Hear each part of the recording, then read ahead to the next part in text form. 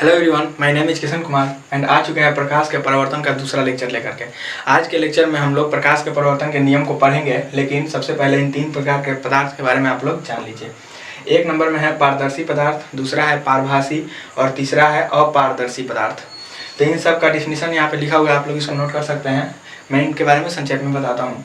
जिन पदार्थ से प्रकाश आसानी से पार कर जाता है वे होते हैं पारदर्शी पदार्थ, जैसे कि है हवा, पानी, कांच आदि। दूसरा है पारभासी पदार्थ। तो इस प्रकार के पदार्थ पर पड़ने वाले प्रकाश के ये कुछ ही भाग को अपने से होकर जाने देते हैं, ठीक है। तो ये होते हैं पारभासी पदार्थ। तो जैसे कि है घिसा हुआ कांच, दूध, रक्त, इनसे थोड़ा सा ही प्रकाश पार कर पाता है और बाकी प्रकाश को वो ऑब्जर्व कर लेते हैं एंड कुछ को वो रिफ्लेक्ट कर देते हैं, ठीक है। तीसरा है अपारदर्शी पदार्थ, जिनसे प्रकाश बिल्कुल पार नहीं जा सकता, वे अपारदर्शी होते हैं, जैसे कि है लोहा, पत्थर आदि, ठीक है। तो अभी हम लोग प्रकाश का परावर्तन का जो नियम है, हम लोग समतल दर्पण को रेफरेंस लेकर के उसको देखेंगे, उसके प्रकाश के परावर्तन के नियम को। तो उससे पहले हम लोग समतल दर्पण के बारे में कुछ जान लेते हैं, ठीक है। तो इसको हम लोग इरेज कर देते हैं सबसे पहले।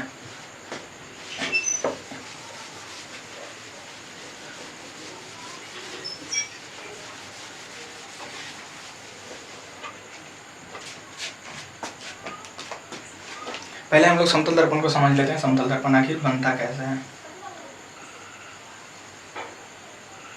ये एक समतल यानी कि सेम मोटाई का एक कांच है जो कि पूरी तरह से पारदर्शी है, इससे प्रकाश बिल्कुल पार कर जाता है।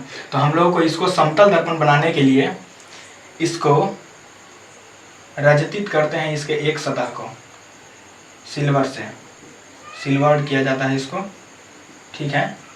एंड बाद में इस सिल्वर को खरोंच से बचाने के लिए इसको हम लोग लाल कलर या गाढ़े पेंट से इसको हम लोग पेंट कर देते हैं, ठीक है। तो इसका हम लोग नाम जान लेते हैं। ये है हमारा,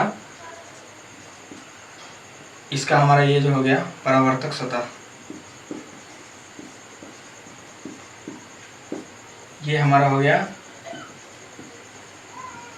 सिल्वर्ड यानी कि रजतित किया हुआ जो पार्ट है सिल्वर से वो है। और ये जो है ये है पेंट। एंड ये हमारा जो है ये टोटल का टोटल जो है, टोटल का टोटल ये है हमारा समतल दर्पण,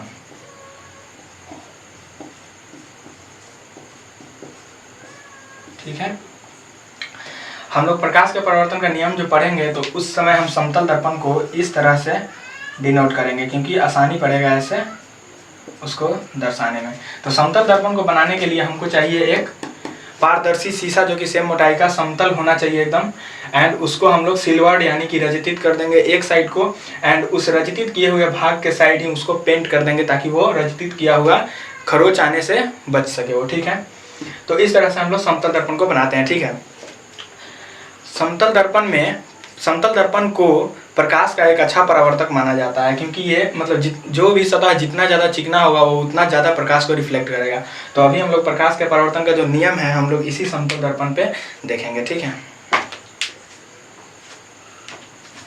तो आइए एक समतल दर्पण लेते हैं, प्रकाश के परावर्तन के नियम को समझते हैं, ठीक है। तो यहाँ पे एक समतल दर्पण ले रहे हैं हम लोग,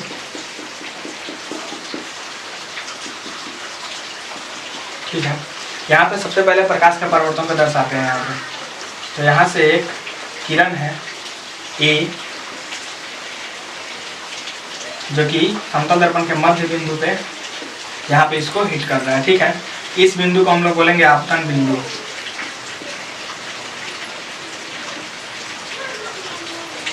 इसको हम लोग ओ से संकेत करेंगे, ओ, ठीक है। और ये ए एक किरण है जो यहाँ पे आके टकरा रही है एंड यहाँ से मुड़ जा रही है ऐसे, इसको हम लोग बी मान लेते हैं, ठीक है। अब क्या करना है, इस बिंदु से हम लोग यहाँ पे एक समतल दर्पण पे एक लंब डालेंगे, डॉटेड लाइन से दिखा रहे हैं उस लंब को। ये बिल्कुल यहाँ से 90 डिग्री का एंगल बनाएगा, ठीक है। तो हम लोग प्रकाश के परावर्तन के नियम में ये समझते हैं कि पहला जो नियम है इसको हम लोग n मान लेते हैं, क्योंकि हम लोग नॉर्मल इसको समझ सकते हैं, क्योंकि यहाँ पे जो अभिलंब जला हुआ है इसको नॉर्मल बोलते हैं, ठीक है। तो n से यहाँ पे संकेत कर दिए। तो यहाँ पे पहला नियम जो बोलता है कि प्रकाश के परावर्तन के नियम में कि हमारा जो आपतित किरण है और परावर्तित किरण है तथा आपतन बिंदु पे जो अभिलंब है यानी लंब, ये तीनों एक ही समतल में होगा, यानी एक ही प्लेन में होगा। तो जैसे कि यहाँ पे पहला हम देख सकते हैं ओ ए, ओ बी तथा ओ एन एक ही समतल में होंगे। ये हमारा पहला नियम है, ठीक है, प्रकाश के परावर्तन का पहला नियम है। ओ ए हमारा क्या है, आपतित किरण है, ओ बी क्या है, परावर्तित किरण है, तथा ओ एन जो है ये आपतन बिंदु पे जो लंब है वो है, ठीक है। दूसरा हम लोग देखते हैं, दूसरा देखने से पहले हम लोग यहाँ पे एक और संकेत का बात करते हैं, जो कि है जो आपतित किरण है वो अभिलंब के साथ जो एंगल बनाता है यानी कोण बनाता है, उस कोण को हम लोग आई से डिनोट करते हैं, इंसिडेंट एंगल, ठीक है। और ये जो परावर्तित किरण है और नॉर्मल से जो बना रहा है एंगल, उसको हम लोग आर से डिनोट करते हैं। तो हमारा दूसरा जो नियम है इसका वो इससे रिलेटेड है। तो रिलेटेड क्या है कि जो आपतन कोण है वो परावर्तन कोण के बराबर होता है, यानी कि आई जो होता है आर के बराबर होता है। इसको हम लोग लिख सकते हैं आपतन कोण परावर्तन कोण के बराबर होता है। ये दोनों नियम को आप लोग नोट कर सकते हैं या स्क्रीनशॉट ले सकते हैं, ठीक है। अब हम लोग एक और इसमें केस देखते हैं कि अगर क्या हो कि कोई किरण अगर ऐसे ऐसे है तो जितना इधर से एंगल बना करके यहाँ से आएगा उतना ही इधर ज़्यादा मुड़ जाएगा इधर, ठीक है। तो एक केस देखते हैं हम लोग इसमें कि अगर कोई किरण अगर सीधे अगर इस नॉर्मल के अगर रास्ते से आती है, यानी कि सीधे 90 डिग्री एंगल से अगर हिट करती है इस अवतल दर्पण को, समतल दर्पण को, तो क्या होगा वहाँ पे, उस केस में क्या होगा। तो एक और हम लोग यहाँ पे समतल दर्पण ले लेते हैं, ठीक है। अब यहाँ पे किरण को दिखाते हैं जो कि डायरेक्ट सीधे इसको हिट कर रही है, यहाँ पे 90 डिग्री का एंगल बना करके। तो हमारा क्या होगा यहाँ पे, इसको हम लोग ए मान लेते हैं, ए मान लेते हैं, और ये हमारा ओ है। तो यहाँ पे हम अगर आपतन कोण यानी कि आई को देखेंगे तो आई हमारा क्या था, हमारा जो नॉर्मल है उससे एंगल था आई। तो यहाँ पे नॉर्मल के साथ ये कितना एंगल बना रहा है, नॉर्मल इसी पे है और ए भी इसी पे आ रहा है। इसका मतलब नॉर्मल हमारा जो आई है वो 0 डिग्री एंगल बना रहा है इससे, नॉर्मल से, जो हमारा आपतित किरण है। तो यहाँ पे जब आई 0 हो गया तो हम लोग यहाँ से प्रकाश के परावर्तन के दूसरे नियम से अगर आई 0 हो गया तो आर भी हमारा 0 हो जाएगा। तो इसको हम लोग ऐसे लिख सकते हैं, इसलिए I बराबर 0 and is equal to R, क्योंकि दोनों कोण हमारा 0 हो जाएगा। तो इस स्थिति में ये I भी 0 हो जाएगा, R भी 0 हो जाएगा, दोनों 0 डिग्री का एंगल बना करके हिट करेगा।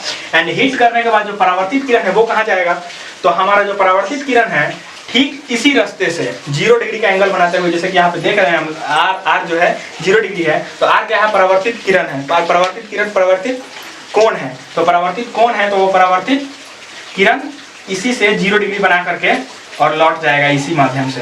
तो ये हमारा जो है इस तीर के निशान से हमारा जो होता है आपतित किरण तथा ये जो है परावर्तित किरण।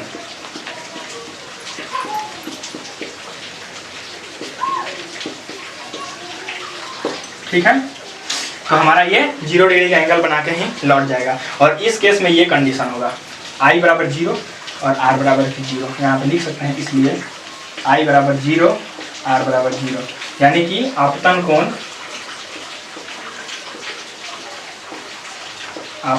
इक्वल टू 0 एंड परावर्तन कोण 0 डिग्री लिख सकते हैं,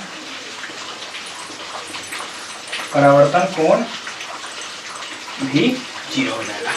ठीक है, तो आज के वीडियो में बस इतना ही। एंड नेक्स्ट लेक्चर में हम लोग प्रतिबिंब के बारे में बात करेंगे, जो प्रतिबिंब बनता है वो कैसे बनता है और कहाँ बनता है और किस प्रकार का प्रतिबिंब होता है। तो चलिए नेक्स्ट वीडियो में मिलते हैं। Thank you.